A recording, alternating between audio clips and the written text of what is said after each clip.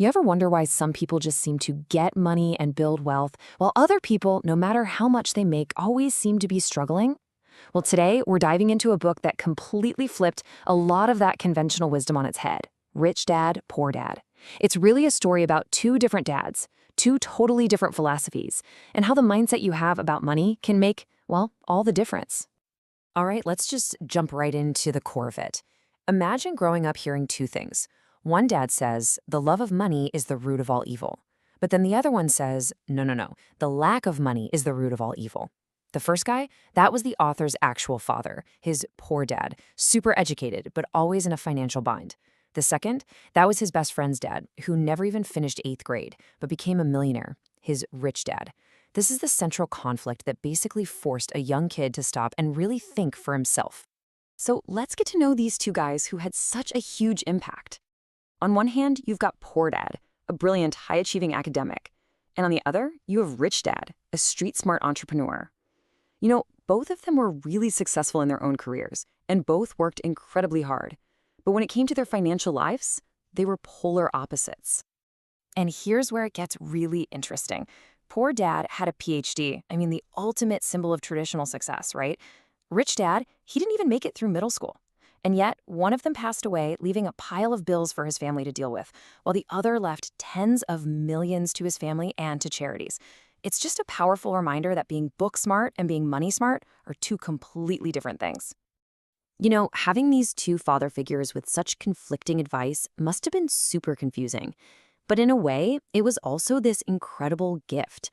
See, instead of just blindly accepting one way of life, he was forced to constantly compare them, to question everything, and then, ultimately, to choose his own way of thinking. And that process, the act of choosing for himself, that ended up being the most valuable education he ever got. So what exactly were these different points of view? The real gap between them wasn't about the size of their paychecks, not at all. It was about what was going on inside their heads. So let's break down how each dad looked at some of the biggest things in life. Okay, let's talk about work. Poor Dad's advice was all about playing it safe. Study hard so you can find a good company to work for. But Rich Dad's advice, it was about control and ownership. Study hard so you can find a good company to buy. One mindset is all about avoiding risk at all costs, while the other is about learning how to manage it. Big difference. And it didn't stop there. Poor Dad believed what most of us are taught. Our home is our greatest asset. But Rich Dad said, no way. My house is a liability because it takes money out of your pocket every month. Poor Dad would often say things like, oh, I'm not interested in money, almost like it was a dirty topic. But Rich Dad, he was totally direct. Money is power. Oof, this one is a real gut punch. Poor Dad saw his family as a financial burden, as the reason for his struggles. To him, his kids were why he couldn't get ahead, why he couldn't take chances. It's a statement that's really full of blame and limitation. And then you get the complete 180. Rich Dad saw his family as his ultimate motivation. His kids were the reason he had to become wealthy. They weren't an obstacle, they were his purpose. It's the exact same circumstance, but seen through two completely different life-altering mindsets. You know, a lot of this difference in their thinking really boiled down to a few simple words.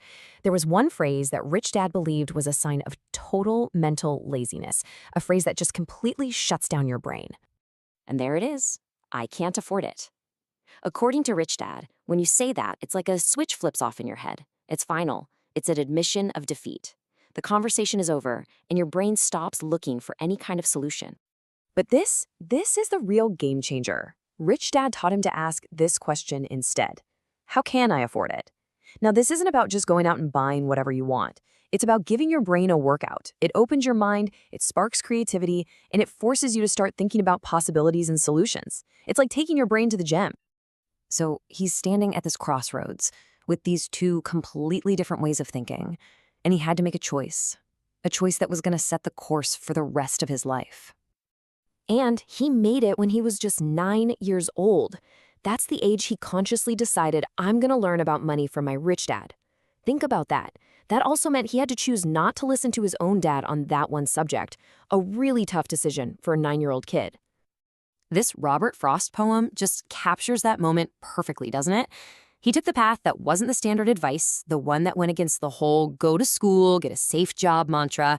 And just like the poem says, that one choice, that one different path, ended up making all the difference. So after 30 years of lessons from his rich dad, what was the single biggest takeaway? Well, it wasn't some hot stock tip or a secret investment formula. It was something much more fundamental, a deep understanding of what wealth really is. This quote from Rich Dad says it all. Broke is temporary. Poor is eternal. Being broke is just a situation. Your bank account is empty right now. But being poor, that's a mindset. It's an identity that keeps you trapped. Rich Dad said that even when he lost huge amounts of money, he never thought of himself as poor. He was just temporarily broke.